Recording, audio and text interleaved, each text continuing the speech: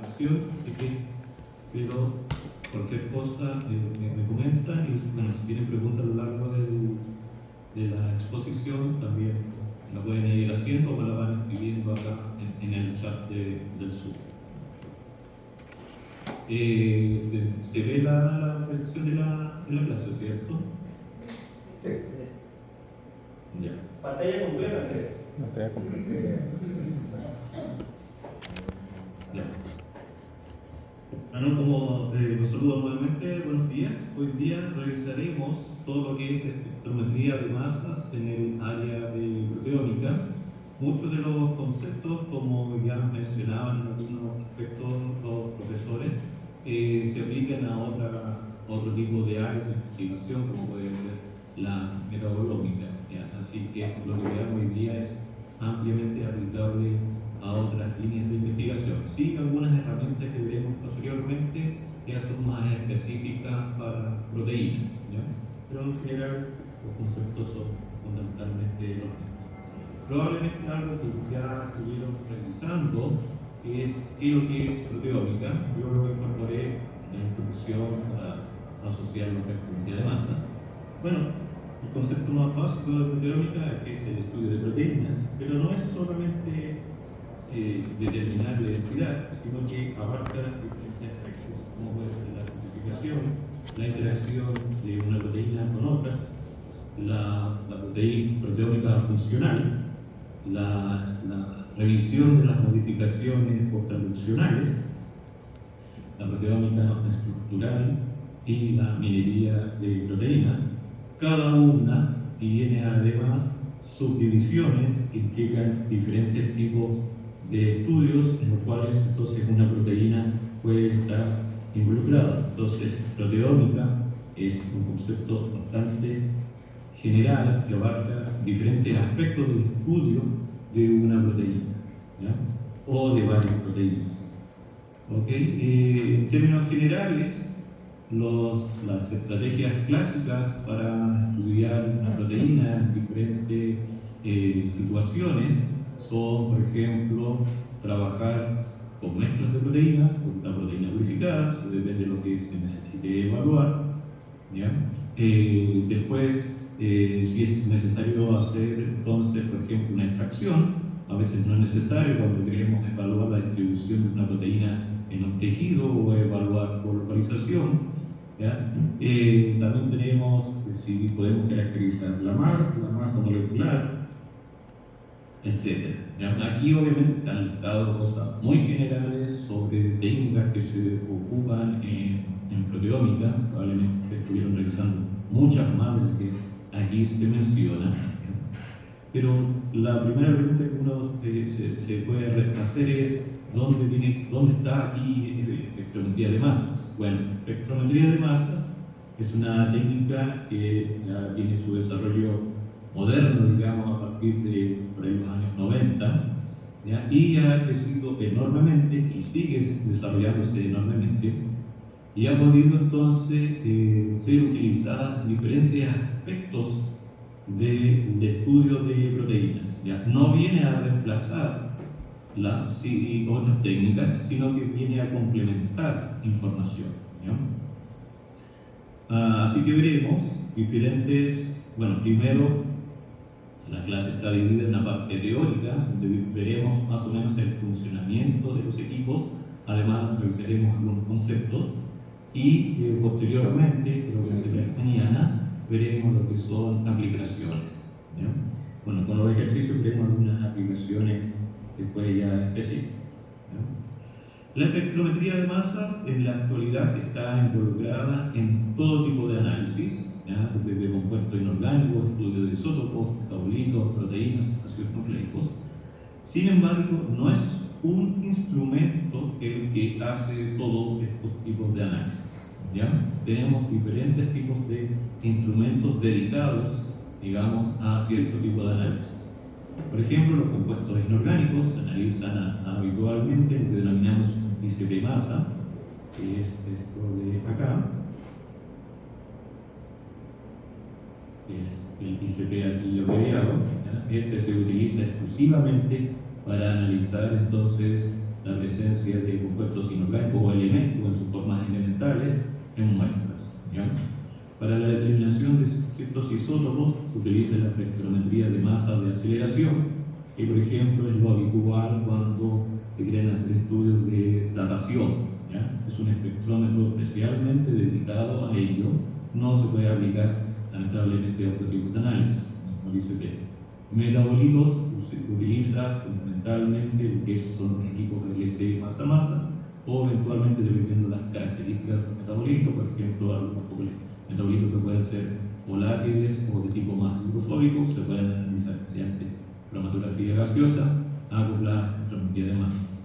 Y si es proteínas, utilizamos fundamentalmente dos instrumentos que son los que utilizan los equipos Manditov, MALDI-MS, y los LC MS, cromatografía líquida con detección de masa, ¿ya? Entonces nosotros nos concentraremos fundamentalmente en lo que es estos equipos que se utilizan habitualmente para el estudio de proteínas. ¿Y por qué está acá, por ejemplo, el estudio de ácidos nucleicos?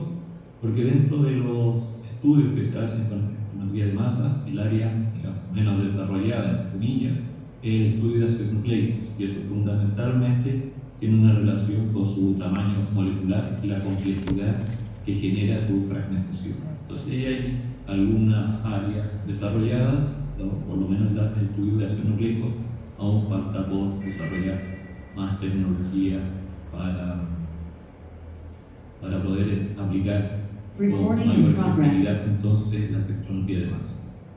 En el área de proteínas veremos entonces, como les mencionaba, una parte relativamente teórica, y también veremos varios de los últimos desarrollos que hay en espectrometría de masas para el estudio de proteínas, ¿ya? Pues bien, ¿qué es espectrometría de masas? ¿Ya? Es una técnica analítica altamente útil y versátil que permite obtener diferentes tipos de información de una proteína o de una mezcla, ¿ya? La verdad que el desarrollo de la espectrometría de masas viene de por ahí por 1850, ¿ya? Pero se considera al padre de la espectrometría de masas a Joseph John Thomson, J. Thomson, quien determinó la masa carga del electrón utilizando un tubo de radio catódico al cual le conectó un sistema electromagnético que desviaba los componentes que conforman el rayo catódico, digamos, ¿ya? Y él es considerado el padre de la espectrometría de masas porque desarrolló un dispositivo, el espectrógrafo se llamaba en esa época, así le denominaron, ¿ya? Permitió entonces evaluar la masa carga del electrón. Thomson también es conocido por desarrollar uno de los primeros modelos atómicos, el modelo de Houdin se llamaba, el que él propuso. Así que él estuvo bien involucrado en toda la parte del conocimiento atómico, ¿ya? Bueno, no vamos a explicar toda la historia de la espectrometría de masas, pero yo no sé si alguno de ustedes alguna vez conocieron estos televisores que denominamos de tubo, que eran como tenían una profundidad importante. Bueno, si tuvieron esa posibilidad de conocer esos televisores o alguna vez haber tenido en casa alguno, ¿ya? Ustedes estuvieron muy cercanos a un espectrómetro de masas, porque toda la parte que es del tubo de radio catódico es prácticamente el mismo desarrollo que hizo Thomson para determinar la masa carga del electrón. Así que de alguna forma hemos estado indirectamente y muchas veces sin saberlo al lado de un dispositivo que formó parte alguna vez de los primeros espectrómetros de masa. Obviamente el televisor finalmente se ocupaba para otros fines, ¿ya? Pero fue parte en algún momento del desarrollo de la espectrometría, ¿ya? Bueno, esto ya lo habíamos mencionado, es una técnica, entonces, espectrometría de masas, que permite separar iones, porque lo que hace un instrumento es generar iones a partir de las moléculas, y a través entonces de sus diferentes componentes logra de alguna forma influenciar estos iones, de forma que, por ejemplo, los puede discriminar, separar, y con tal de obtener información sobre estos iones, que es lo que finalmente tenemos que tratar de dilucidar a partir de lo que son los espectros de masa. Todos los espectros de masas, independiente del instrumento que los genere, ¿ya? Tenemos en el eje X, se genera un gráfico, que se muestra acá, donde el eje X representa la relación masa-carga, ¿ya? A pesar que se llaman espectrómetros de masa, realmente lo que miden esta razón masa-carga de iones que se forman. ¿Ya? Obviamente, a partir de esta información podemos generar la masa de la molécula, ¿ya?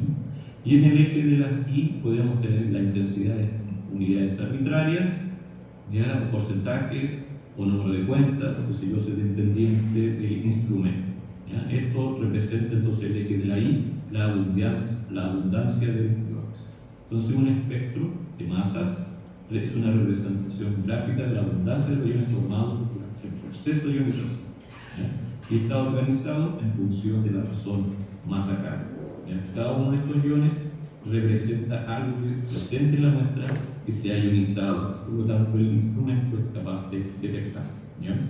Aquí mirando no sabemos inicialmente qué son, ¿ya? Pero son iones que se han formado. Algunos pueden ser metabólicos, otros podría ser fluido, por algunos componentes presentes ya sea en la fase móvil, ¿ya? Etcétera, ¿ya? Como lo mencionaba, cada una de estas rayitas verdes es un ion, pero en términos más técnicos los denominamos señal MZ, ¿ya? Y le asignamos un valor. Por ejemplo, si este fuera el MZ600, diríamos la señal MZ600, ¿ya? Y después tendríamos que explicar a qué corresponde, ¿ya? Terminología antigua, por si alguna vez por ahí la encuentran, a algunas de estas señales también se les habituaba mencionar como PIC, ¿ya? Sin embargo, como posteriormente se comenzó a utilizar los espectrómetros de masa asociados a técnicas cromatográficas de separación, el término comenzó a ser confuso. Uno se refería a un pico cromatográfico o se refería a algo en el espectro de masas, ¿ya? Entonces, actualmente se les denomina señal MC, ¿ya? Es importante revisar que los espectros contienen otra información. Por ejemplo, pueden tener tiempo de retención, el tipo de espectro, que ya veremos con más calma qué es, y esto de aquí que se menciona con polaridad, que también ya lo mencioné, ¿ya? Bueno, para entender primero cómo se genera el espectro, debemos revisar los componentes de un espectrómetro de masas. Esto también es válido para cualquier tipo, ¿ya? Tenemos un sistema que nos permite ingresar la muestra al sistema, en este caso van a ser nuestras proteínas, ¿ya?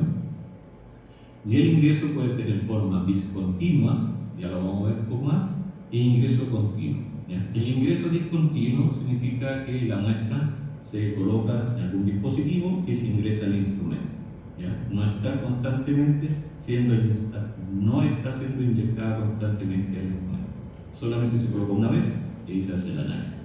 El ingreso continuo se refiere a cuando, por ejemplo, asociamos el espectrómetro de masas a un sistema de cromatografía líquida o eventualmente un sistema de cromatografía gaseosa, ¿ya?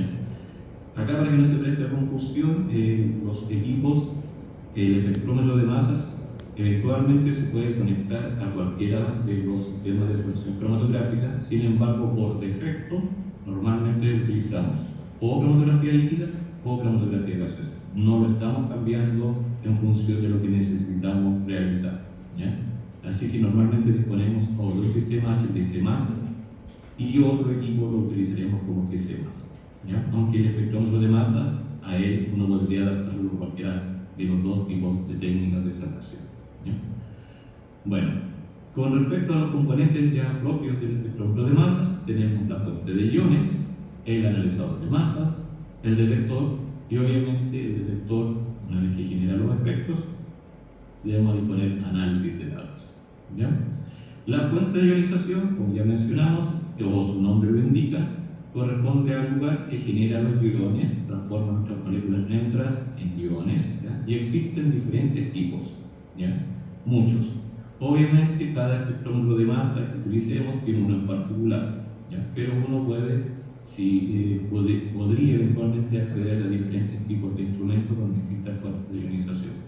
El que nosotros veremos en particular, que son los que más se utilizan asociados al estudio de proteínas, son la fuente de ionización MALDI, y ahora veremos un poquito más detalle, y la fuente de ionización a presión atmosférica API. ¿Ya? Okay. ¿Qué características tienen estas fuentes de ionización? La API, que es ionización a presión atmosférica, y la MALDI, es que son fuentes de ionización que producen una mínima fragmentación de la molécula cuando éste adquiere carga, cuando se transforma en iones. Y esto es debido a que la molécula, durante este proceso de ionización, en que ocurre en MALDI o bien en API, es fundamentalmente debido, por ejemplo, la molécula podría eventualmente adquirir carga, ya sea por interacciones con cationes, que eventualmente pueden ser propios de la muestra, o estar en la fase móvil, ¿ya? O lo más típico, que es que adquiera protones, ¿ya? Cualquiera de estas dos situaciones de interacción con cationes o protones, normalmente se produce la molécula de carga positiva, y eventualmente la molécula, dependiendo de los grupos que contenga ionizables, puede también sufrir procesos de desionización, de desprotonación, ¿ya? Adquiriendo carga negativa, o eventualmente interaccionando con aniones. ¿Ya? El más típico es cloruro, ¿ya? Que no mencioné los cationes, el sodio y potasio, los más comunes, o amonio. ¿Ya? En los aniones tenemos fundamentalmente el cloruro. ¿Ya? Entonces, la molécula, dependiendo de sus grupos, puede adquirir carga positiva o eventualmente carga negativa. ¿Ya? En espectrometría de masas hablamos de adquisición. ¿Sí? ¿Perdón? Sí. Cuando tú hablas de la cationización o de la anionización, por ejemplo, en el caso de la interacción con un catión de sodio, se forma un complejo. Es decir, está la molécula y en el proceso se forma una interacción no covalente entre el sodio y la molécula. ¿De qué naturaleza es esa asociación del ion, ya sea catión o anión, con la molécula, con el analito? En cualquier de los procesos, tal cual lo menciona, la interacción con el catión o la interacción con un anión es de tipo no covalente. Es una especie de coordinación, una cosa así. ¿Ya? Eso es el tipo de interacción que se genera. Ajá, ok. Gracias. Sí. En espectrometría de masas, entonces, como mencionaba, existen dos modos de adquisición. Hablamos del modo de adquisición en polaridad o modo positivo, cuando lo que detectamos son iones con carga positiva, ¿ya? O sea, probablemente veremos protonación y veremos cationización, ¿ya? Y hablamos de modo de adquisición en polaridad negativa o modo negativo, cuando lo que se está detectando son especies con carga negativa. En ese caso, entonces, corresponderían a cuando nuestra molécula perdió protones o interaccionó con aniones, ¿ya? En los ejercicios veremos algunas de estas cosas, así que puede ser que ahí quede mucho más claro esto de los procesos de cationización, protonación, desprotonación o anionización, ¿ya? Pero lo que interesa es que las fuentes de ionizaciones API y MALDI, que son las que más se utilizan en el estudio de proteínas, son fuentes de ionización suaves que se traducen en que en el momento que adquieren carga, su estructura se preserva prácticamente intacta. Como dice aquí, hay una mínima fragmentación de la molécula durante el proceso de ionización. ¿Ya? Eso es entonces las técnicas de ionización que habitualmente utilizamos para el estudio de proteínas, ¿ya? Una vez que se forman los iones en la fuente de ionización, pasan al dispositivo que se denomina analizador de masas, ¿ya? Que siempre se indica que es realmente el corazón del instrumento, porque él lo que hace es categorizar los iones en función de su masa carga, es el que los separa, los discrimina, ¿ya? Por eso aquí en el esquema se ilustran los rojos juntos, los azules juntos y los verdes juntos. Si se fijaron acá, esta diapositiva previa, se mostraban todo aquí en desorden. El analizador de masa, entonces, los ordena, ¿ya? Y de alguna forma uno se lo puede imaginar que esto envía secuencialmente los iones, en función de su masa carga, hacia el detector. ¿Ya? Entonces, como dice aquí, la función del analizador de masas es separar los iones en función del corazón masa carga. Nuevamente, nos encontramos que existen diferentes tipos, ¿ya?, de analizadores de masa, ¿ya?, de cuadrúpodos, de transpavillones, de tiempo de vuelo, de órbitas, personajes, controles de iones, que los vamos a revisar un poquito el funcionamiento de ellos, ¿ya?, y cuál es la diferencia de usar un equipo que tiene un analizador de masa cuadrúpodo, transpavillones, qué sé yo, ¿no? Y fundamentalmente esta diferencia hace relación con la capacidad de discriminar los iones, ¿ya? Entonces distinguimos los equipos de baja resolución espectrométrica, los de alta resolución espectrométrica y los de ultra resolución espectrométrica, ¿ya? ¿Por qué pusimos espectrométrica de apellido? Porque resolución también se puede aplicar en lo que corresponde a cromatografía, ¿ya? Cromatografía, hablando de resolución, cuando indicamos la capacidad que tiene nuestra separación para separar dos moléculas con características similares, ¿ya? En resolución espectrométrica es la capacidad que tiene el instrumento para discriminar moléculas con masa similar. Los de baja resolución no pueden discriminar diferencias de masa más allá de 0,1 Dalton o 0,1 gramo mol aproximadamente, equivalente. Los de alta resolución pueden discriminar ya compuestos con una diferencia en masa en torno a milésima en masa, y los de ultra resolución, dependiendo la configuración del instrumento, podemos alcanzar discriminaciones aún mayores en masa de moléculas, ¿ya? En términos prácticos, supongamos que tenemos un péptido 1, que es a su secuencia, un péptido 2, con esa su secuencia, ¿ya?, que creo que es, ¿qué es lo que se me olvidó? Tiene una pequeña diferencia.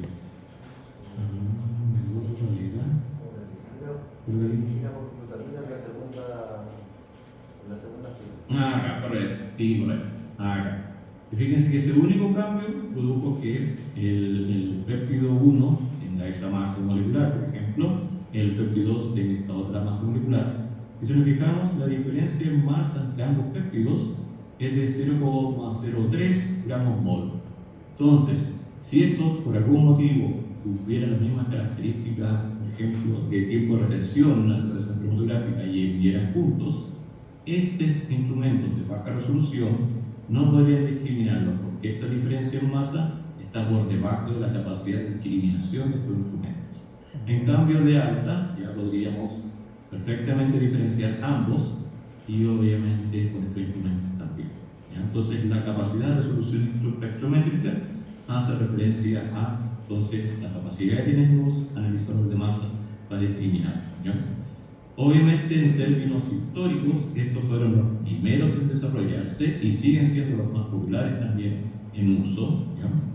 Pero los que están ganando mucha ventaja es ya estudios, por ejemplo, de proteínas que se necesitan completar y obtener información o obtener información más precisa, son estas dos categorías: los equipos de tiempo de vuelo, los órbitas, los FT y SA, ¿ya? ¿Por qué? Porque nos da información entonces mucho más precisa de la información de los componentes de una muestra, y por lo tanto es más certera la información que podemos obtener a partir de ellos, ¿ya? Bueno, una vez que el analizador de masas ha separado los iones son transferidos hacia el detector digamos, en orden secuencial, de forma que el detector traduce la llegada de los iones en una señal eléctrica, ¿ya? Y la señal eléctrica es transformada finalmente en el espectro de masas. Bueno, los espectros de masas, entonces, a continuación debemos trabajar los datos, que es lo que veremos posteriormente en la sección de laboratorio, ¿ya? Y para eso necesitamos programas, bibliotecas o bases de datos especializados, ¿ya? Bueno, ahora para entrar un poco más en detalle, son en términos generales cómo funcionan los espectrómetros de masas, que se aplica a casi cualquier tipo, ¿ya? Vamos a describir un poco más los equipos en específico, los espectrómetros de masa tipo MANDI, que el ingreso de muestra en ellos es discontinuo. Ya vamos a revisar por qué. Aquí hay varios tipos de modelos. Este, por ejemplo, es de mesón, de tener una altura de 1,80 m, pero estos dos ya son bastante grandes, por lo tanto ya no hay que disponer de un espacio importante en el laboratorio para disponer de ellos, ¿ya? Si ustedes se fijan, tienen algunas diferencias en el apellido. Este de acá es Malditov, este de acá es Malditov, lo mismo que este de acá. Nosotros tenemos este equipo en el laboratorio, aunque ya en la actualidad no está en operación, pero este sigue estando en nuestro laboratorio. Bien, aquí entonces, un poquito más de detalle, la muestra se prepara sobre una placa metálica, que voy a mostrar, y se ingresa a través del puerto de ingreso de muestra, acá, ¿ya? Y aquí está por dentro el instrumento. La fuente de ionización está contenida en esta zona del instrumento. Acá está el ingreso de la muestra, lo mismo que en esta zona. ¿Ya? Este es el tubo de vuelo, porque van a recorrer iones, y nuestro equipo tenía dos detectores. ¿Ya? Aquí vamos también a explicar cuál es la idea de tener dos detectores en el instrumento. ¿Ya? Y atrás, aunque no se ve muy bien, están las bombas funcionando con el vacío, que es muy importante en los equipamientos. ¿Ya? Bueno, esquematizando lo que se llama Malditov, estos instrumentos, porque la fuente de iones se denomina Maldi. Vamos a ver qué significa. El analizador de masas es un TOF, es un analizador de masas de alta resolución. Y tenemos el detector al final, por ejemplo, el tubo de vuelo. ¿Ya? Y tenemos un láser que induce el proceso. Primero, ¿cómo se prepara la muestra en esto? Bueno, aquí está qué significa MANDI, ionización de difusión láser, sitio por matriz. La muestra se prepara en plaquitas así como se muestra acá. Estas son pequeñitas, caben en una palma de mano. ¿Ya? Y aquí entonces uno agrega habitualmente 1 microlitro de la muestra, ¿ya? Más 1 microlitro de un reactivo, de una solución de un reactivo que denominamos matriz. ¿Ya? Aquí se nota que están líquidos ambos, y después de un tiempo esto se deja secar a temperatura ambiente, a aire o levemente cubierto para evitar que pudiese caer polvo del laboratorio. ¿Ya? Entonces, como se ilustra acá, mezclamos nuestra muestra en solución, nuestra matriz en solución, un reactivo especial, y se espera que se forme entonces acá un sólido depositado sobre estas placas. ¿Ya? Esta matriz es un reactivo especial que finalmente es bien importante porque está relacionado con el proceso de ionización. ¿Ya? Y existen diferentes tipos de matrices. ¿Ya? Tenemos matrices para péptidos, menor a 10 kilodalton, matrices para proteínas, mayor a 10 kilodalton, y matrices que son de uso general. Estas de aquí son las más comunes, pero hay muchas más otras matrices. ¿Ya? Sin la matriz, un péptido o una proteína no generan espectro de masas. Así que estos reactivos son muy especiales. ¿Ya? Esto de acá son los cristales, porque uno tiene una pantallita en el programa, ¿ya? Donde puede visualizar los cristalitos. ¿Ya? Entonces, cada uno de estos cristalitos contiene matriz y contiene su proteína, su péptido que van a analizar, u otra cosa que quieran analizar en el instrumento. ¿Ya? Lo mismo acá. Si ustedes se fijan, los patrones de cristalización son cristales irregulares, ¿ya? No es para determinar lo que se vaya a ver. Los patrones de cristalización son completamente diferentes, así que eso hace fácil que uno pueda, si se olvidó de qué matriz ocupó, puede visualizar y ver, ya ocupé tal matriz en función de cómo cristaliza. ¿Ya? Entonces, la placa,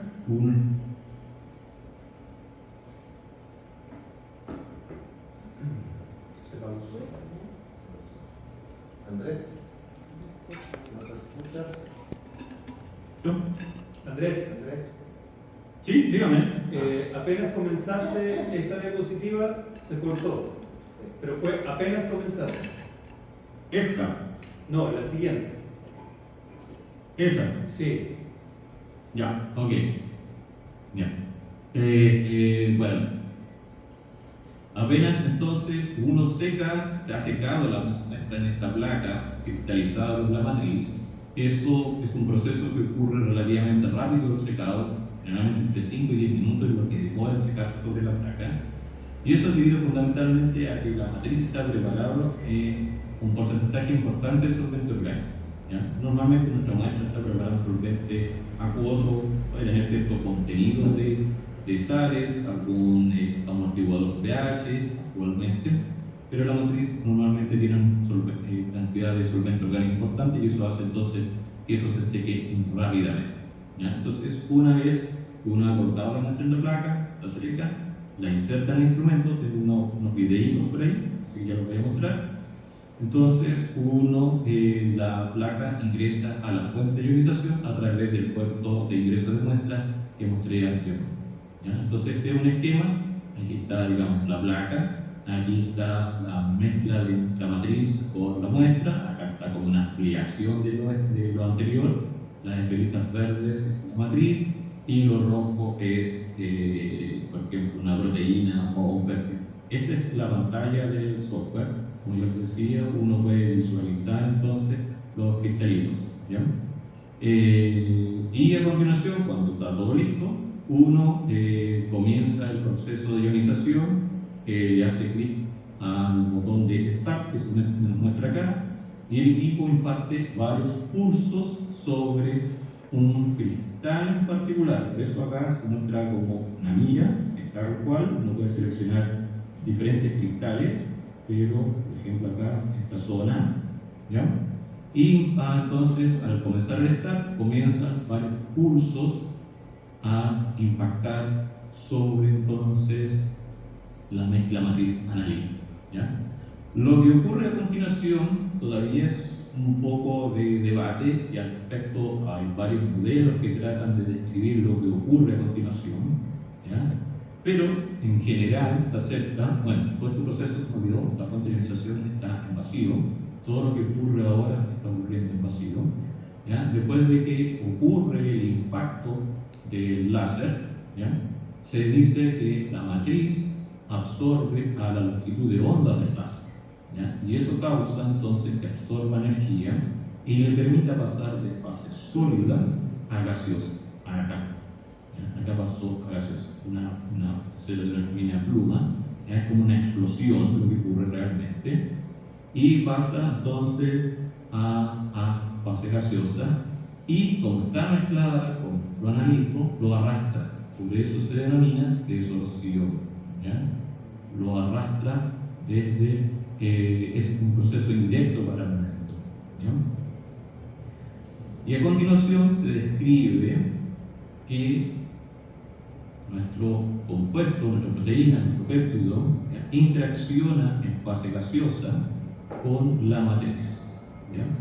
Y en este proceso de interacción es que nuestro compuesto adquiere carga, ya sea positiva o negativa, ¿ya? Todo esto está ocurriendo en la fuente de ionización en condición de vacío por un tiempo muy breve, no recuerdo cuánto. No sé si son nanosegundos o microsegundos, pero este es un tiempo muy breve en que se produce entonces todo este proceso, ¿ya? Y una vez que se ha determinado un tiempo de acumulación de iones, eso, bueno, en realidad el instrumento ya lo tiene por defecto, uno simplemente hace clic en el botón de Start para comenzar el curso del láser, ¿ya? Y el instrumento tiene definido un tiempo de acumulación óptimo, digamos, para generar aquí una buena cantidad de iones, ¿ya? Y una vez que ese proceso ha terminado, un sistema electrónico imparte aceleración a los iones, de forma que ahora pasan al tubo de vuelo, ¿ya?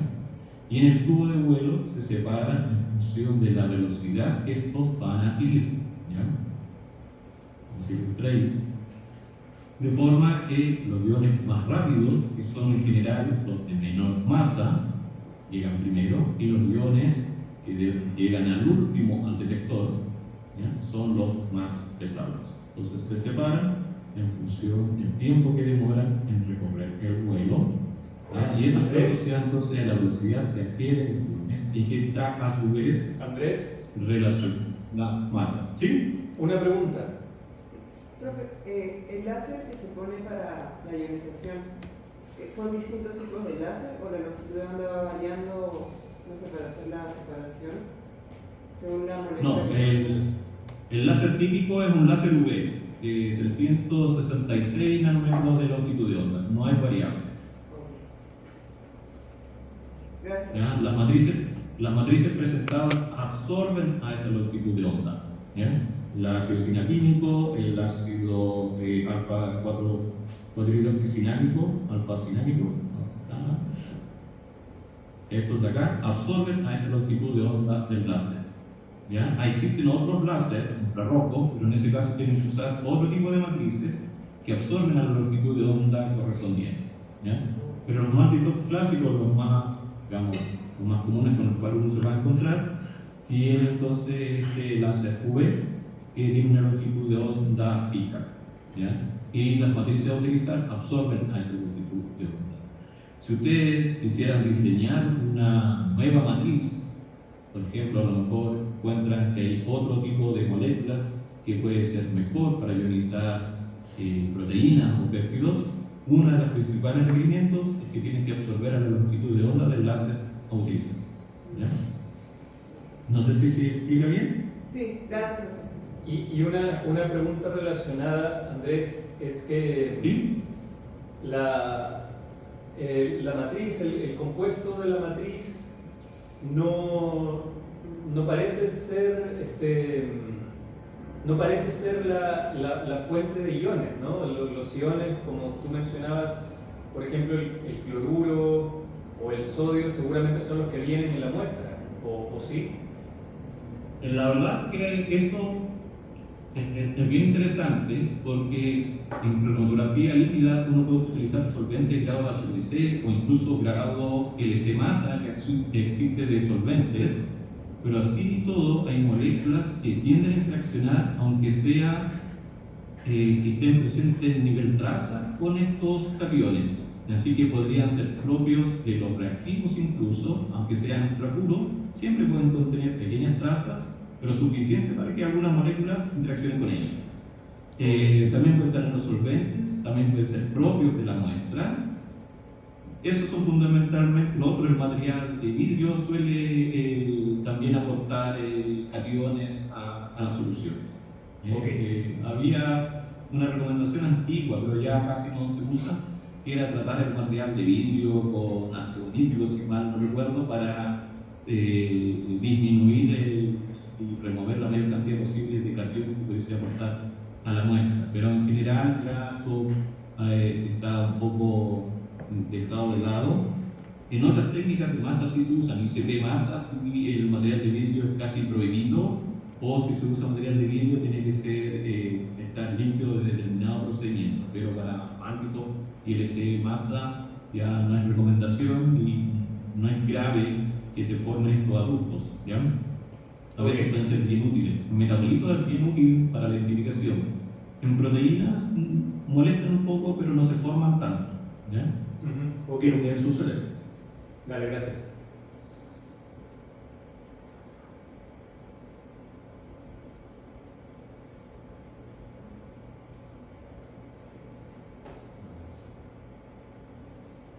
Tiempo seriado y autoefecto. Se puede modificar, sino que puede hacer cambios en el instrumento, que sea todo seriado, pero se supone que esas condiciones están optimizadas.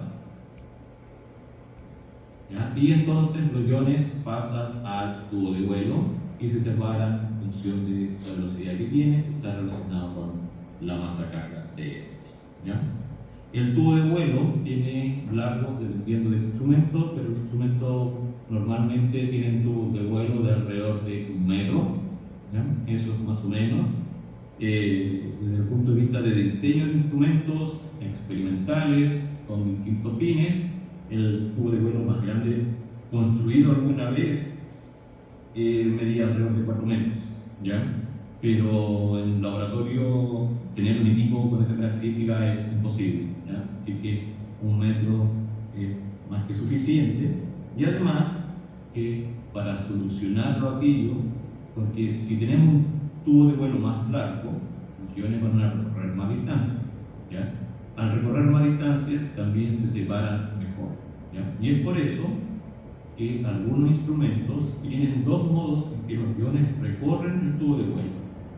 tenemos equipos que solamente tienen tiempo de vuelo modo lineal, donde la trayectoria que recorren los iones es una línea recta hasta el detector. Pero existen otros instrumentos que tienen un sistema acá asociado al detector que se denomina reflectrón también le dicen, ¿ya? Que hace que cuando los iones llegan hasta acá, final de esta trayectoria, este detector en este caso se encuentra apagado, ¿ya? Este detector tiene un voltaje que causa que se desvíe la trayectoria de los iones, y ese desvío provoca que recorran una distancia extra hasta alcanzar otro detector, ¿ya? Entonces, si inicialmente, por ejemplo, nuestro equipo tiene los dos modos, en el modo lineal recorre una trayectoria de 1 metro entre la fuente de ionización y el detector 1, cuando activamos el reflector, ¿ya? Recorre alrededor de unos 80 centímetros más, o sea que está recorriendo 1,80 m hasta llegar al segundo detector. ¿Y eso qué causa? Que recorran más iones, que recorran una mayor distancia, que los espectros y las señales que vemos los espectros tengan menor ancho, ¿ya? En el detector lineal, donde la trayectoria es simplemente una línea recta, por ejemplo, podríamos tener, cada un metro representa la masa carga de un ion. Si ustedes fijan aquí, las señales parecen como cerritos, incluso parecen como gráficos. Pero si utilizáramos la detección por reflexión y recorren por tanto con mayor trayectoria, las señales ya son mucho más estrechas. Cuando veamos la sección de análisis de datos, se va a notar harto la diferencia de uno y otro, ¿ya? Aquí tengo unos videos para ilustrar mejor las separaciones, ¿ya? Espero se pueda ver bien. Si no, en todo caso, el material está compartido con ustedes. Puede ser en YouTube. Perdón, tengo que cambiar la forma de compartir la ventana para que puedan ver el video. Está sin audio porque en realidad es propaganda de una marca, así que nosotros nos interesa el video. Ahí tenemos un ámbito muy parecido al que nosotros tenemos. Este es el puerto de ingreso de la muestra, ¿ya? Y está mostrando un poco lo que es la línea y componentes, ¿ya? Una de estas entradas tiene una cámara, que es esta de aquí. La cámara es la que permite que nosotros podamos visualizar los cristalitos. Aquí está la placa ya ingresada en la fuente de ionización, ¿ya? Bueno, este es el sistema de vacío. Tiene dos bombas, esta es la interna, la turbomolecular, que es la que usa mayor vacío, y otra que es la bomba externa que produce el vacío más grueso, ¿ya? Entonces, la presencia de las dos bombas nos asegura que dentro del instrumento tengamos un alto vacío, como ahí se indicaba en el caso anterior, ¿ya? Bueno, acá la muestra es otro eje. Lo podemos suponer que podría ser, por ejemplo, un extracto de una proteína o una proteína purificada, ¿ya? Entonces se deposita aquí un microlitro y a continuación se depositó un microlitro de la matriz. Y ahora va al puerto de ingreso, ¿ya? Ahí se cierra y el equipo baja hasta la placa baja hasta la fuente de ionización. Esta es la cámara y este de acá es el láser, ¿ya? Al revés, perdón. Esta es la cámara y el otro es el láser. Y ahí van los iones hacia el detector, ¿ya? El detector absorbe los iones y la llegada se va transformando en electrones, que son estas cositas chiquititas aquí, ¿ya? Entonces, ¿por qué aumenta la cantidad de electrones? Porque el detector normalmente acá es un multiplicador de electrones, ¿ya? Entonces, el ion choca sobre esto, es neutralizado y eso genera entonces una cascada de electrones que el instrumento interpreta finalmente como intensidad, ¿ya?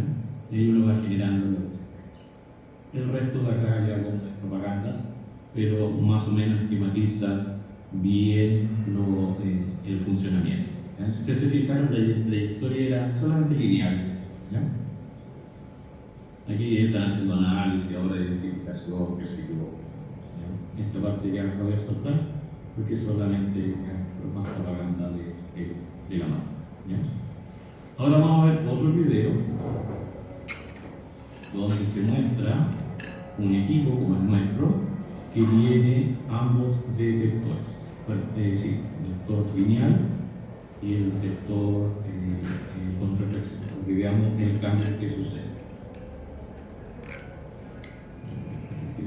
Ustedes después, cuando les va a quedar, pueden revisar con más calma el video. ¿Bien? Entonces, tenemos ahora un equipo que tiene los dos modos de detección. ¿Ya? Obviamente esta es otra marca, esta es la marca de los equipos.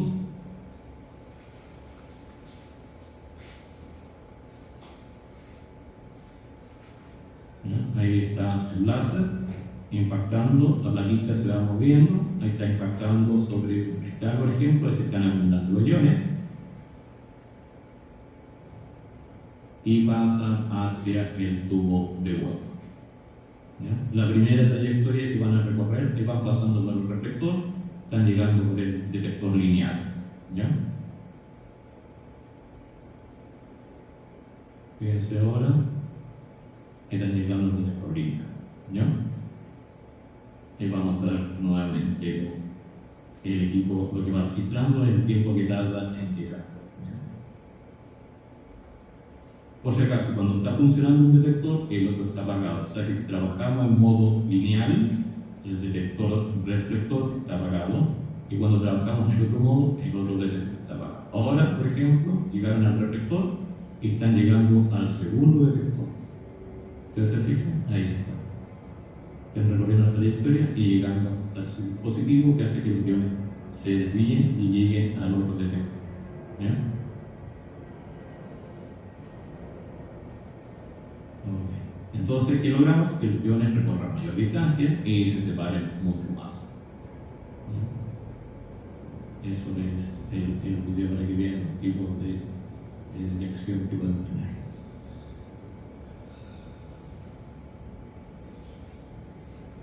Ya. Ok, el otro instrumento que se usa bastante en espectrometría de masa son los que denominamos nosotros los HPLC masa o el LC masa, ¿ya? Y permiten tanto el ingreso discontinuo, pero fundamentalmente se utiliza el ingreso continuo de muestras con ellos. ¿Por qué? Porque tenemos normalmente asociado un cromatógrafo líquido, como aquí se muestra, a una trampa de iones, ¿ya? Y obviamente existen diferentes tipos de modelos que también vamos a detallar un poquito más o menos las características. ¿Ya? Recordando un poco de cromatografía líquida, recuerden que en cromatografía líquida tenemos un sistema de bombas de alta presión que se encarga entonces de movilizar la fase móvil, ¿ya? Un sistema de inyección de muestra, con la cual va a pasar actualmente la fase móvil, va a arrastrar nuestra muestra hacia la columna de separación que contiene la fase estacionaria, y a medida que nuestros compuestos se van separando, van saliendo a distintos tiempos de la columna y alcanzando el detector. ¿Ya? La función, obviamente, del espectrómetro de masas es ser detector. ¿Ya? ¿Cuáles son los componentes? Al igual que en el caso anterior, tenemos una fuente de ionización, en este caso recibe el nombre general de API, ionización atmosférica. Analizadores de masas, aquí podemos tener diferentes tipos de analizadores de masas, y obviamente un detector de sistema de base. ¿Ya? Acá está acotado un poquito más pequeño el esquema, sin toda la parte de cromatógrafo líquido. ¿Ya? ¿Qué tipo de espectrómetros de masa? Bueno, acá por ejemplo tenemos una trampa de iones y la fuente de ionización está acá, ¿ya? Y el ingreso de muestra normalmente está en la parte superior. ¿Ya? Aquí se muestra, este es nuestro instrumento que es de baja resolución, también ya está en operación, pero nos sirve para mostrar los componentes. Fuente de ionización, ingreso de muestra, acá adentro tenemos todo lo que es el analizador de masa, contenido en vacío, porque está en una caja sellada. ¿Ya? Y acá abajo se ven las bombas turbomoleculares. En este caso este tiene dos bombas turbo, hay equipos que tienen más. ¿Ya? Ok, ionización a presión atmosférica, API. ¿Ya? ¿Qué significa? Que el proceso de ionización ocurre a presión atmosférica. ¿Ya? En MALDI la ionización ocurre en vacío. ¿Ya? Acá en API a presión atmosférica. Y en API distinguimos fundamentalmente tres tipos de ionización. La ionización por electrospray, que es lo más común, y es la que normalmente utilizamos en proteínas, ¿ya? Y en péptidos. Y se utiliza para cuando tenemos compuestos polares que tienen grupos ionizables, y normalmente se puede utilizar asociada a separación cromatográfica en fase reversa y algunos otros tipos de cromatografía de proteínas, como puede ser filtración Gill y intercambio iónico, pero en condiciones especiales, ¿ya? Porque una de las cosas es que el electrospray no puede tener sales, digamos, en exceso durante el proceso de ionización, y es por eso que si uno quisiera ocupar filtración en gel o separación o intercambio iónico, por ejemplo, se usan ciertas sales especiales compatibles con la ionización electrospray. Fundamentalmente uno hace estudios en fase reversa, pero si necesita otro tipo de caracterización podría asociarlo a otro tipo de cromatografías, pero teniendo en consideración entonces que hay restricciones en los componentes que puede tener la fase móvil, ¿no? Otra fuente de ionización que también uno puede disponer es la ionización química a presión atmosférica, PCI, que habitualmente no está disponible para proteínas, sí se podría ocupar para péptidos, ¿no? Esta es para compuestos o metabolitos o analitos de carácter más hidrofóbico, ¿no? Normalmente la podemos utilizar asociada a cromatografía en fase reversa y a cromatografía en fase normal, ¿no? Y tenemos un último tipo de ionización a presión atmosférica, denominada fotoionización a presión atmosférica o APPI, ¿ya? Que tiene características de uso similares a la ionización química o presión atmosférica, ¿ya? Pero con respecto al estudio de proteínas y péptidos, es muy común que se utilice ionización por electrospray, ¿ya? Bueno, así que vamos a explicar un poquito cómo ocurre la ionización por electrospray. Bueno, si hacemos una inyección fotográfica, suponiendo que tenemos estos componentes en una muestra, ¿ya? Entonces uno inyecta la muestra en nuestro sistema cromatográfico. Estas esferitas representan la fase estacionaria, habitualmente en fase reversa C18, ¿ya? Y eso causa que nuestros componentes de la muestra se vayan separando, dado que generalmente la fase móvil tiene algún modificador de pH, es que nuestros analitos podrían ya tener carga en solución, ¿ya? Y pues, obviamente a medida que van saliendo de la separación cromatográfica van alcanzando la fuente de ionización, que es donde ocurre una parte del proceso de adquisición de carga, ¿ya? Como mencionaba, aquí este es el inyector ahora esquematizado, este es el inyector de nuestro instrumento. Hay obviamente muchos diseños de inyectores de fuentes de ionización, pero funcionan más o menos similares, ¿ya? Entonces aquí viene la base móvil, en la esferita azul representa la base móvil, las esferas ya de colores más grandes, rojo por ejemplo, corresponden a un analito, podría ser una proteína, un péptido, y en estos chiquititos podríamos considerarlo como por ejemplo podría ser sodio o cloruro, ¿ya? Entonces acá entre este extremo de lo que denominamos inyector, que más o menos está alrededor de la mitad de la fuente de ionización, y esta otra estructura que también es un electrodo, hay una diferencia de voltaje aplicada. Y esa diferencia de voltaje aplicada causa que se forme un nebulizado, ¿ya? Un aspersado, ¿ya? Y es por eso que se llama ionización por electrospray, o un electronebulizado, como lo dicen algunos por ahí, ¿ya? Para hacer un poco más eficiente la nebulización de este proceso, generalmente además tenemos un gas de nebulización, ¿ya? Nitrógeno comúnmente, ¿ya? Entonces aquí está ocurriendo la nebulización, que son entonces la formación de bolitas que contienen a nuestros analitos, ¿ya? Como mencionaba, hay alguna fracción de nuestros analitos que por efecto, por ejemplo, de su pegada, ya tener carga en la fase móvil, ¿ya? Y otros pueden ser inducidos su carga durante el proceso en que la gota, por ejemplo, comienza a disminuir de tamaño.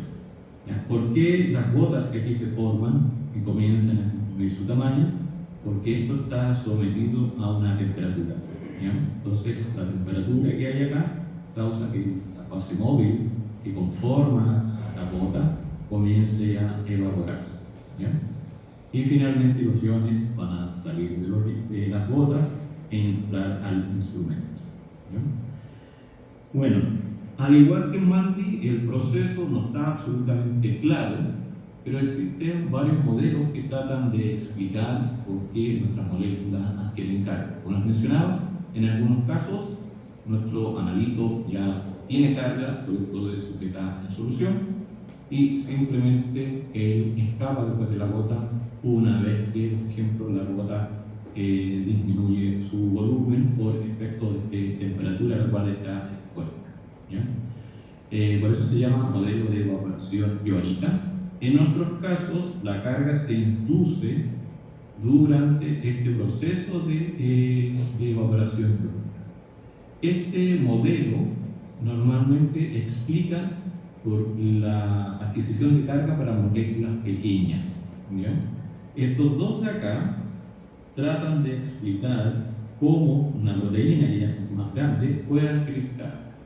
¿Y por qué hay dos modelos? Porque podemos imaginar que las proteínas pueden existir en una forma globular, por ejemplo, y en donde no hay un equilibrio de carga durante todo este proceso. Si la gota va achicándose, el solvente va desapareciendo, la carga tiene que ser traspasada ¿a qué?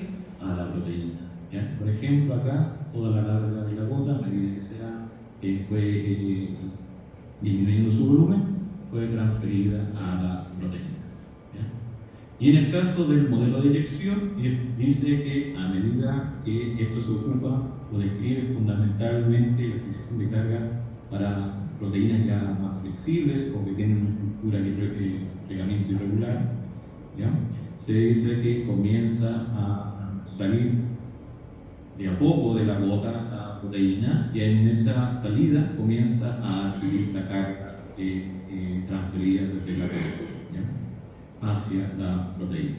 ¿Ya? Algunos autores sugieren que en realidad tal vez todos los procesos están ocurriendo simultáneamente. Lo que pasa es que para el entendimiento de nosotros, los científicos, se trata de explicar de esta forma. ¿Ya? Acá es más o menos lo mismo, el otro esquemita del mismo proceso. ¿Ya? Bueno, la fuente de ionización entonces es la que proporciona la carga a las proteínas o a nuestros péptidos, según lo que estemos analizando, y ahora pasa al analizador de masa. Recuerden que es el segundo componente del espectrómetro. ¿Ya?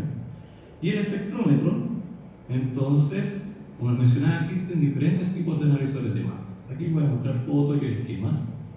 Tenemos el cuadrupolo simple, ¿ya? Donde el analizador de masas es el cuadrupolo. Tenemos el analizador de masas de cuadrupolo, pero un poco más complejo, denominado triple cuadrupolo, donde entonces 3 cuadrupolos en serie están conectados. Eso hace que el equipo ahora tenga una capacidad distinta. El equipo tiene un único cuadrupolo. Ya vamos a ver un poco más adelante que esa capacidad es diferente. ¿Ya? Acá hay dos modelos de triple cuadrupolo. Tenemos acá esquematizado lo mismo. Esto es un primer cuadrupolo, segundo, tercero. ¿Ya? La importancia de que tenga 3 cuadrupolos es que el cuadrupolo central, que denominamos Q2, o el que está ilustrado acá con una Q pequeña, actúa como un lugar donde nuestras moléculas se pueden romper. Ya vamos a ver para acá. El de trampa de iones, que es un analizador de masas que recibe ese nombre de trampa, porque es una caja que recibe los iones, los retiene en su interior, y a medida que él trabaja con 2 tipos de voltaje, va causando que los iones que él recibe van saliendo en función de su masa carga y alcanzando un detector. Otro tipo de espectrómetro de masas también es el TOF, o habitualmente denominado QTOF, Estos tienen el mismo apellido que el Magnitoff, excepto que estos están conectados a un cromatógrafo líquido, como aquí se muestra. Esto de acá atrás que sobresale es el tubo de vuelo, no es este de aquí, no es que sea tan pequeñito, sino que parte del tubo de vuelo está contenido en esta caja, digamos. En cambio acá, en este otro diseño instrumental, el tubo de vuelo sí, bueno, efectivamente es más grande, pero también buena parte de él también está contenido dentro de la caja. Recuerden, tubo del vuelo más largo causa que se separen mejor. Eso quiere decir que este separa más los iones que este de acá. Este de acá hay unos árboles al lado, pero este debe tener como miniatura un poquito más grande, como menos 70. ¿No? Acá está cómo funciona, es decir, recuerden, fuente de ionización electrospray, acá una serie de dispositivos que transfieren los iones desde presión atmosférica a vacío. Una vez que traspasan esta zona, ya acá los iones entran en vacío. ¿Ya? Acá pueden tener otra estructura y otros compartimientos que pueden causar la ruptura de los iones, ya con qué fin. Y acá llegan al TOF que hacen ese recorrido que vimos anteriormente. Esto de acá representa el reflector que vimos en el maldito anterior. ¿Ya? Este es el tiempo de vuelo. ¿Qué otros espectrómetros de masa más existen? Son bien comunes en espectrometría de masa para proteínas. El Orbitrap. Acá tenemos uno que estuve usando un tiempo, pero tuvimos algunos problemas, así que hasta ahí nomás quedó nuestro trabajo. Esto entonces es el Orbitrap. Este de acá puede ser el espectrómetro de masas. Esta es una fuente de ionización, un electrospray. Acá está nuestro HPLC. ¿No? El Orbitrap entonces es un pequeño dispositivo que está al interior del instrumento, ¿ya? Está esquematizado. Hay no sé cuántos modelos de Orbitrap en la actualidad. Deben ser este de aquí, que debe ser casi unos 2 o 3 años atrás, que ya han cambiado bastante los modelos. ¿Ya? Entonces acá está esquematizado la trayectoria que recorren los iones. ¿Ya? Pero creo que tengo un dibujito por aquí. ¿Ya? Acá pasa algo bien interesante, porque los iones no pueden llegar a ingresar al Orbitrap. El Orbitrap es el analizador de masas, pero se le denomina de igual forma a todo el instrumento. ¿Ya? Acá los iones deben ser preparados antes de inyectar al analizador de masas, y eso se realiza a través de lo que denominan trampa C. ¿Ya? Entonces la trampa C, de alguna forma, entonces causa que se inyecten los iones al Orbitrap. Esto es un corte del Orbitrap que tiene esta forma como de barril, digamos. ¿Ya? Estas partes externas son electrodos, tiene dos tipos de electrodos tiene dos tipos de electrodos externos y tiene un electrodo central que es EQUS. Entonces los iones cuando ingresan acá empiezan a orbitar, de ahí viene el nombre. ¿Por qué trap? Porque es una trampa de iones. ¿Y por qué orbit? Porque orbitan acá al exterior. ¿Ya? Y la órbita que siguen, la frecuencia de giro, está relacionada con la masa carga de las moléculas. ¿Ya? Entonces, los electrodos externos ayudan a que los iones comiencen eficientemente a girar en el interior, y los iones, a su vez, cuando pasan por los electrodos detectores, generan lo que se llama una corriente, una imagen de corriente. ¿Ya? Y esa es amplificada por el instrumento y registrada. ¿Ya? Es un poco complejo de entender esa parte, ¿ya? Pero entonces el mismo analizador de masas es a la vez el detector. Y eso es bien interesante porque en los otros equipos el detector generalmente o es un multiplicador de electrones o algún tipo de dínodo, y eso hace que los iones sean absorbidos y neutralizados y por lo tanto se pierden. En estos se pueden extraer los iones desde el Orbitrap y hacer algunos tipos de fragmentación con ellos, porque no es destructivo. Aquí en los iones se pueden recuperar. Y tengo un video para que podamos verlo en las capacidades de un instrumento.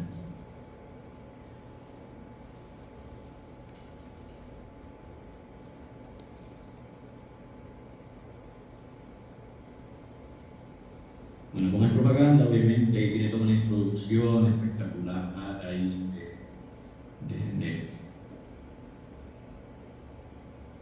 Este que vamos a ver es el mismo esquematizado en la figura que vimos, ¿ya?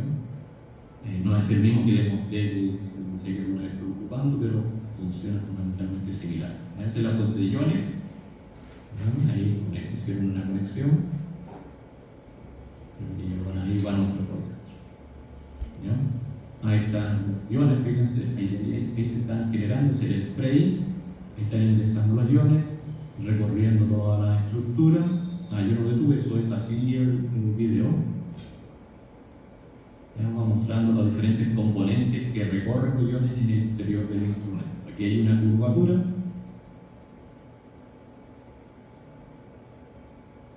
¿Ya? Y ingresan ahí están los componentes para entender. La idea de la curvatura es que siempre entran algunos, no son iones, son moléculas neutras que por algún motivo quedan asociadas a iones, por una especie de interacción dipolo, ¿ya? Y la curvatura se supone que a causa que esos iones, que esas moléculas neutras que vienen acompañando a algunos iones, siguen una trayectoria recta y sean eliminados finalmente del sistema, ¿ya? Acá entonces están siendo preparados los iones para ingresar a la trampa C. Esa es la trampa C, la que entraron ahora. Ahí está, fíjense, los iones cambiaron hasta la frecuencia con que se mueven, con la velocidad en la cual venían moviéndose. Y ahora van a ingresar al órbita, que es esa cosa de ahí. ¿Ya? Y ahí comienzan a orbitar en torno a este uso. Y ahí, si ustedes se fijaron, comienzan a girar a frecuencias en función de su masa carga y por lo tanto se separan. Ahora se muestra otras capacidades que tiene el instrumento, que se pueden extraer los iones del órbita y se pueden someter a otro tipo de análisis. Eso es lo que está mostrando el video ahora. Y vamos dentro del sistema, digamos. Se aisló un ion, si se fijan, que quedaron solo los rojitos. ¿Ya? Ahí se pasó una célula, por ejemplo, especial.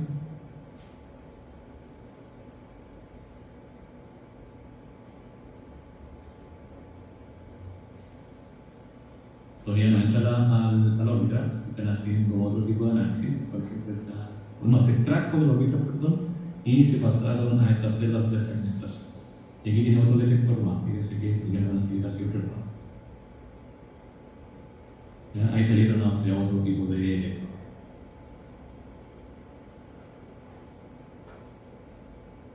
Entonces, este tiene tanto el órbita, que es un detector, y analizador de masas a la vez, y este otro segundo detector que tiene por lo menos este modelo de instrumento. ¿Ya? Bueno, ahí ustedes después, con el material, pueden ver los otros tipos de cálculos.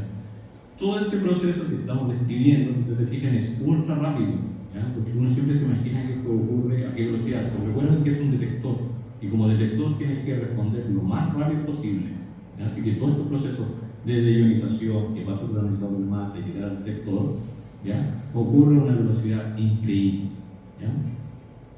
Vamos a ver el video porque no necesitamos verlo completo, sino que era solamente una parte, ¿ya?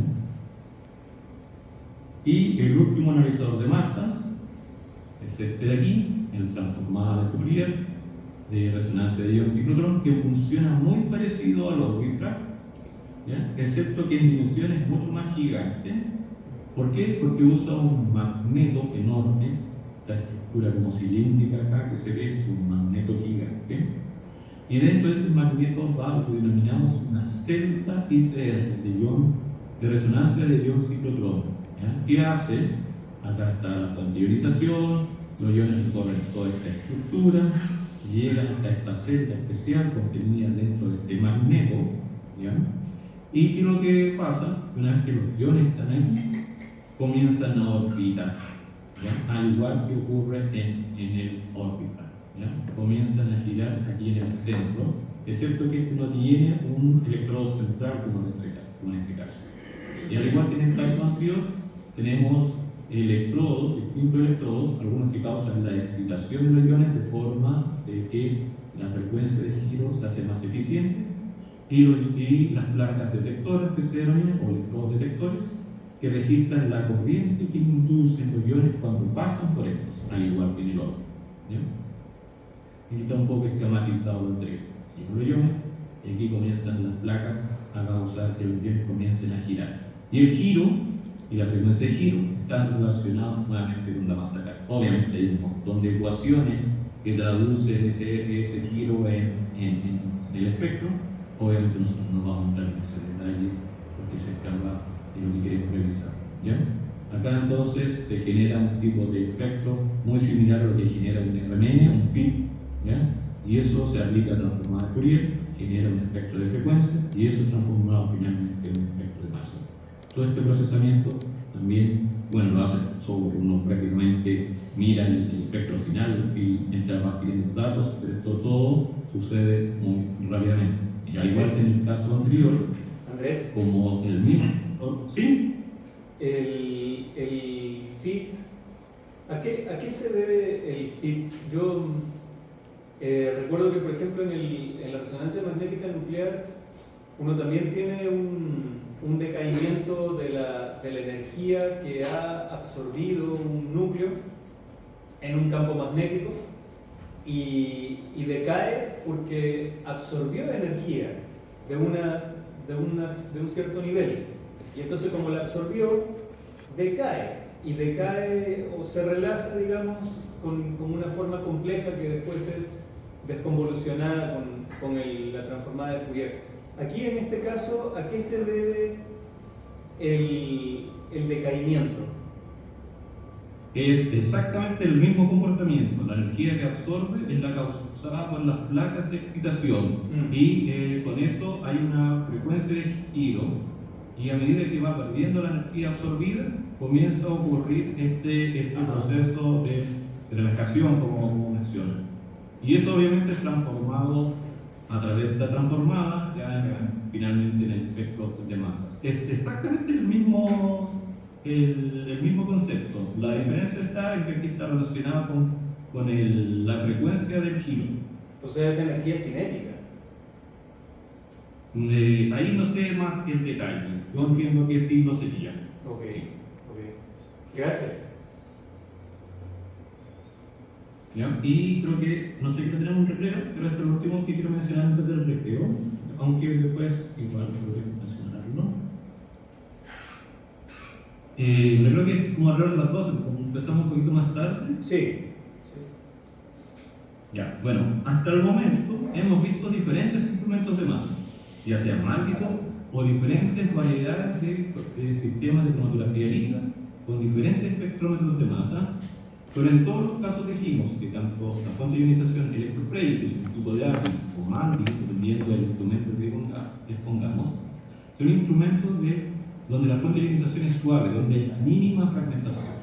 ¿Ya? Entonces la pregunta es, pero ¿cuántos compuestos o cuántas proteínas, cuántos péptidos podrían tener una masa muy similar? ¿Y cómo podemos diferenciarlos? ¿Ya? O cómo podemos tener información, por ejemplo, ya más estructural, o por ejemplo de secuencia, que uno que siempre piensa que los instrumentos estos proporcionan secuencia. ¿Ya? Y eso es debido a que algunos instrumentos permiten realizar lo que denominamos espectrometría de masas en tándem. ¿Ya? O lo que habitualmente se anota, como dice ahí arriba en el título, MS-MS, ¿ya? O MS2. ¿Ya? ¿En qué consiste? Fíjense estos tres péptidos. ¿Ya?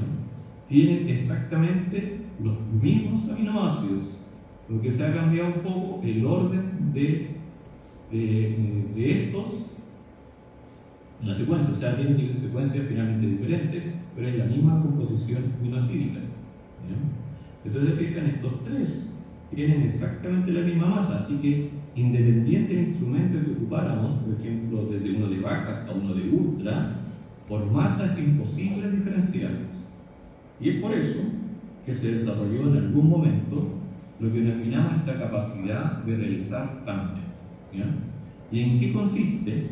Y es aquí donde el espectrómetro de masa ahora nos va a proporcionar dos informaciones. La primera nos va a proporcionar un primer espectro denominado MS o MS1, donde vamos a tener información de la masa intacta, igual que cualquier otro instrumento, pero estos de tándem tienen la capacidad de aislar iones, que denominaremos iones precursores, que pueden ser seleccionados al azar o bien pueden ser programados por el operador del instrumento, ¿ya?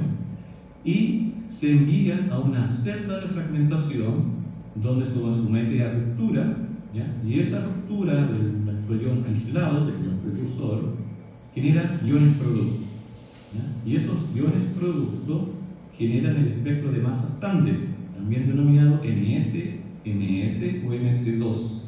Y este espectro del ion que inicialmente se aisló contiene la información estructural de la molécula. Por ejemplo, si es un metabólico, esto de aquí nos ayudará, este espectro de masa MS2, a identificarlo.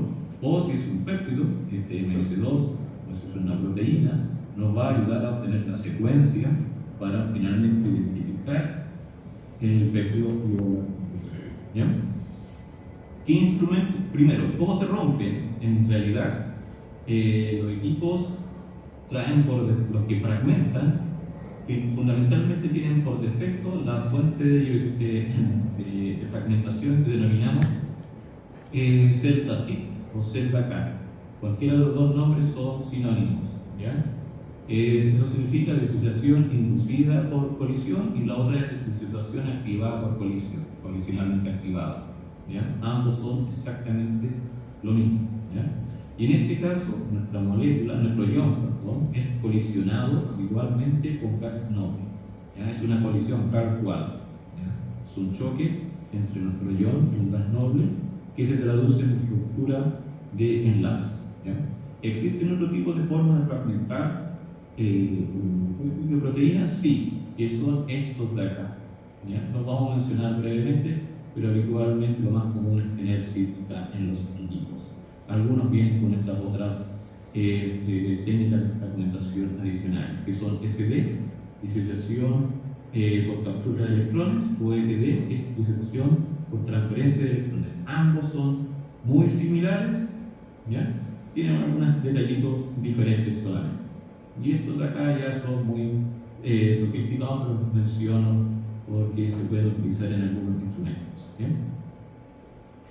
Bueno, como les mencionaba, la celda de colisión, CISCO-CAR, el ion, tenemos nuestro ion seleccionado, el error es que nos molesta el ion, recuerda que lo que trabaja el componente de masa es ion, ¿ya? Y aquí se hace colisionar con el gas activado. Entonces tenemos un ion activado en el gas de colisión, nuestra molécula, nuestro ion se activa, ¿ya? De forma que la energía que adquiere por los choques se traduce en que finalmente genera fragmentos de ella, ¿ya?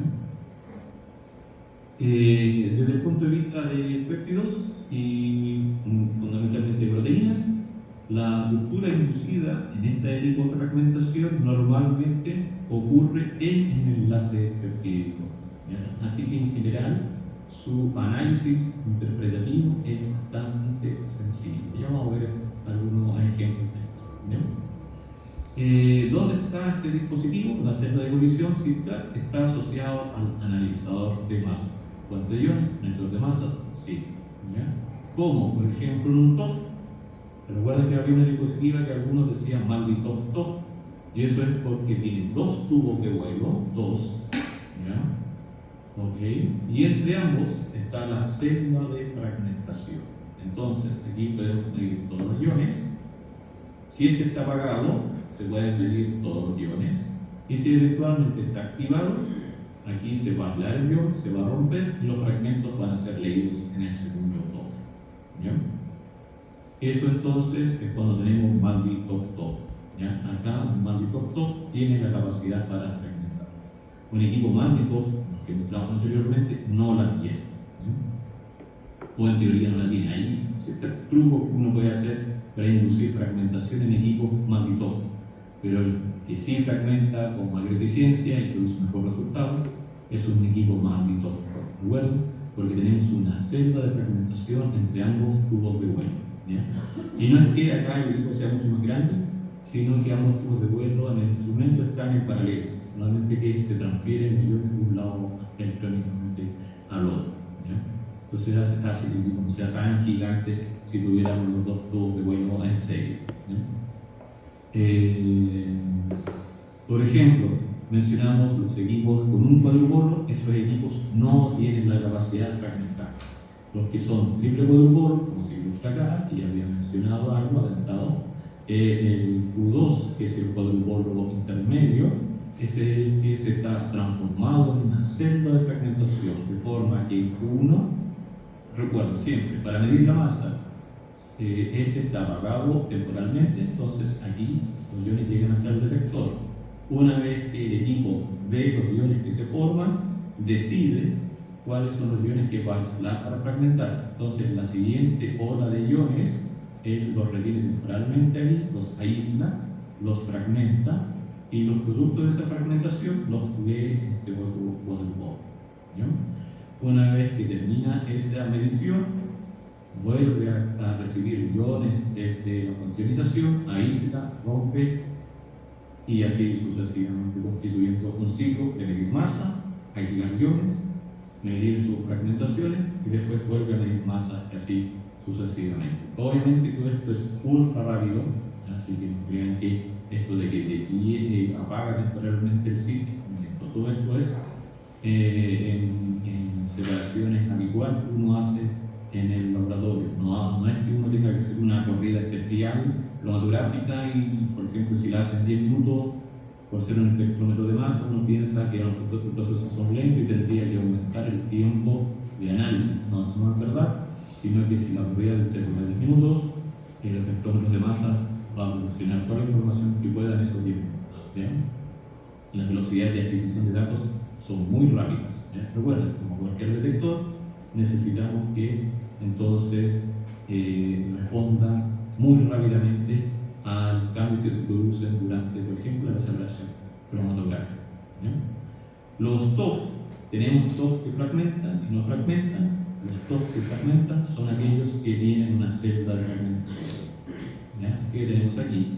La funccionización, aquí viene el propio funccionización, llegan a este dispositivo que en los modelos más antiguos eran un cuadrupolo, Q, ¿ya? Pasaban por hacer la fragmentación, donde se rompían los iones que venían alterados del Q y pasaban hacia el Q. Si esto está apagado, podemos medir la masa intacta antes de romper. Una vez que se activa, el equipo aísla y mide la fragmentación. ¿Ya? En los equipos modernos esto ya no es un Q, está reemplazado por otro dispositivo, pero se le sigue habitualmente denominando Q2.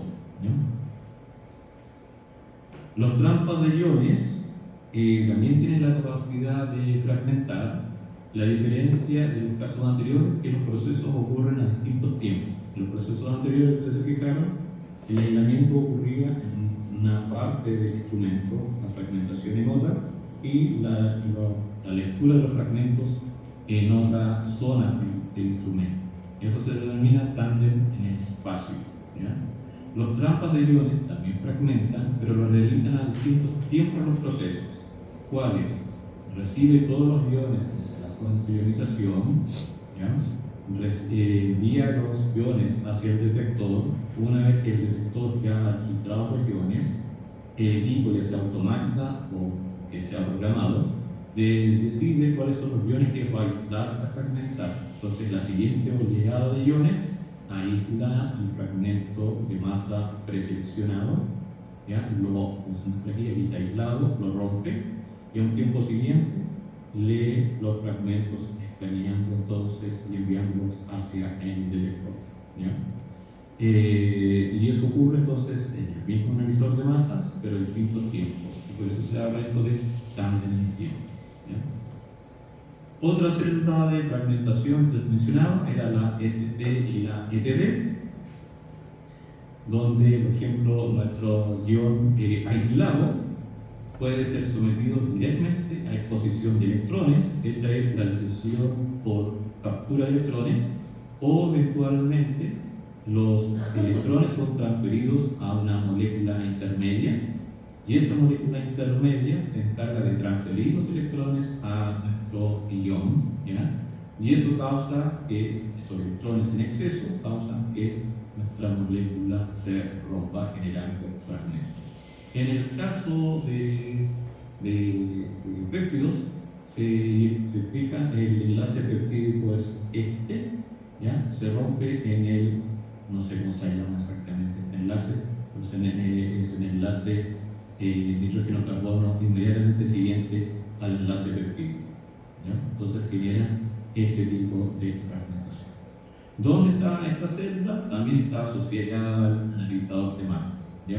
En algunas veces, el mismo sitio físico, de eso depende del diseño del instrumento, el mismo sitio físico donde se ocupa para hacer la fragmentación SIP, también se puede ocupar para hacer este tipo de fragmentación. ¿Ya? En otros equipos son celdas separadas. ¿Ya? Eso depende un poco del modelo de instrumento. ¿Ya? Y la última tipo de tecnología que han incorporado los espectrómetros de masa, estos ya son espectrómetros de masa de punta, digamos, son lo que se denomina movilidad iónica. ¿Ya? No solamente ahora los instrumentos permiten medir la masa carga de iones y inducir la fragmentación, por lo cual podemos determinar los tiempos de secuencia, sino que ahora pueden proporcionarnos información sobre, digamos, de alguna forma, indirectamente su estructura 3D. ¿Ya? ¿Cómo es eso? ¿Ya? Por ejemplo, acá podemos imaginar que tenemos 3 moléculas. ¿Ya? Podríamos incluso pensar que pueden ser las mismas. Una, por ejemplo, las rojas podrían ser más globulares, o al revés, perdón, las azules ser más compactas, ¿ya? Y la otra podría ser la proteína, por ejemplo, más extendida. ¿Por qué? Por diversos motivos. ¿Ya? Y cuando ingresan a esta celda de movilidad iónica, estos ya están en forma de iones, por si acaso, vienen desde la fuente de ionización, ingresan a este tubo, donde se encuentran con una región en la que están expuestas a un gas. Habitualmente este gas va en sentido contrario al movimiento de los iones. ¿Ya? ¿Cuál es la idea? De que los iones más compactos, al tener menor superficie de exposición a este gas, atraviesan más rápidamente este tubo. En cambio, aquellas moléculas con mayor plegamiento, ¿ya? Al tener una mayor área de exposición, se retrasan en llegar entonces al detector. De esta forma, podrían, incluso teniendo la misma MZ, ser diferenciados por el tiempo que demoran en atravesar esta región. ¿Ya? Y aquí, bueno, a partir de esta información, de este tiempo que recorre este dispositivo, se pueden obtener diferentes tipos de información. ¿Ya? Por ejemplo, se puede evaluar esto de desplegamiento inducido por colisión, esto de la exposición en tiempo está asociado con la sección que enfrenta el gas, el tiempo que demora en recorrer el tubo también refleja un poco la conformación, y el tiempo de deriva está asociado a todo lo anterior. Actualmente se está ocupando para la determinación de proteoformas, ¿ya? Mismas proteínas con distintos ciertos grados de plegamiento. Obviamente en los diferentes marcas instrumentales está implementado este tubo de movilidad iónica con diferentes tecnologías. Hay diferentes formas de evaluar entonces esta movilidad iónica. Aquí están las diferentes formas de realizarlo. ¿Ya? No vamos a entrar en detalle cómo funciona cada uno. Sí hay un video para más o menos ilustrar cómo diferencia entonces en función del tamaño de la forma de la manera. Entonces, Andrés, este último tipo de tecnología está enfocado en proteínas y tal vez en RNA, que pueden adoptar estructuras tridimensionales distintas, pero no en moléculas pequeñas, ahí no tendría sentido. La verdad que sí, también se aplica para moléculas pequeñas. De hecho, el ejemplo que justo viene en este video es con una molécula pequeña. Ajá. Pero se está ocupando más que nada para proteínas. El enfoque inicial fue para proteínas. Okay. Pero en la actualidad se está aplicando para cualquier tipo de molécula. ¿Ya? Pero sí, para proteínas fue el desarrollo inicial, no sé, el investigador, desarrollador se ha dado cuenta que permitía también hacer de misma caracterización o diferenciación para moléculas pequeñas. Así que se ocupa para todo, en realidad. Bueno, en Chile solamente actualmente disponemos de un solo equipo con esta tecnología, esta del tiempo de vuelo. Okay. Perdón, de movilidad iónica. Veamos el videito, como es efectiva propaganda. Si en algún momento va a comenzar a salir el instrumento.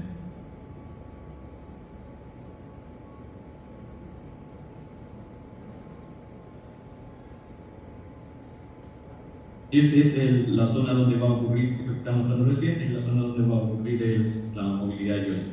Ahí está el instrumento ahora, lo va a volver a mostrar internamente, eso de ahí está como casco azul semiesférico en la fuente de ionización, esta zona de aquí es la fuente de ionización, esto puede estar conectado a una HPLC perfectamente. Creo que de hecho en el esquema sale acá. Nos saltaron la parte. Ahí están la fuente de ionización, ahí están los iones ingresando, ahí están ingresando a la movilidad iónica que puede estar. En todos los módulos se puede, la célula de fragmentación puede estar encendida, puede estar apagada, la movilidad iónica también puede estar encendida, puede estar apagada. Depende del análisis que uno quiera hacer en el instrumento. ¿No? Entonces, por ejemplo, aquí se muestran que están suspendidos por exposición a este gas. ¿No? En algún momento ahí está el gas tratando de empujarlos en el sentido reverso, en este caso que justo en el sentido mismo del movimiento. Ahí están siendo retenidos.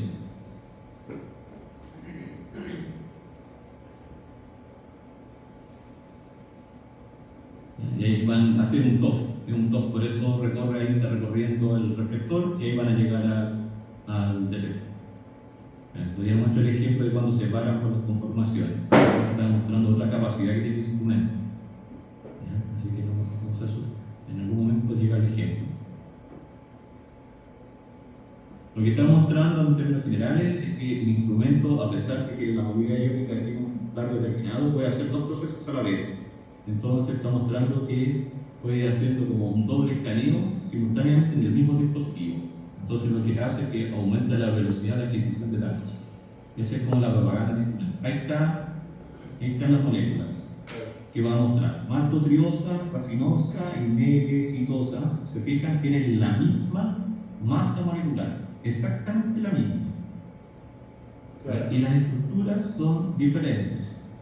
Esta es lineal, esta tiene estos dos lineales y aquí una estructura diferente ramificada y esta es como completamente ramificada.